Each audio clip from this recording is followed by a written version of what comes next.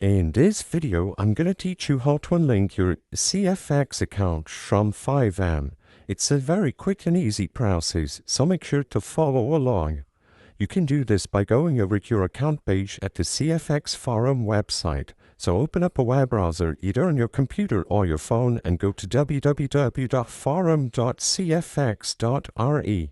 After you arrive at this page, log in using the prompt at the top right corner of the page, and after you are properly signed in, click on your icon. You will get the notification tab, and all you have to do here is switch over to the Preferences tab on this little icon.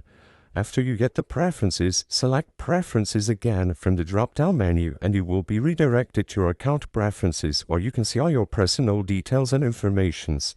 All you have to do is go over to the Associated Accounts tab, and from here you will be able to unlink any connected apps to this account.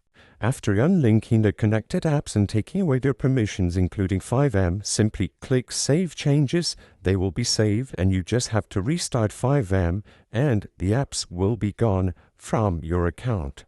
I hope I was able to help you on how to unlink your CFX account from FiveM. If this video helped you, please be sure to leave a like and subscribe for more quick and easy tips. Thank you for watching.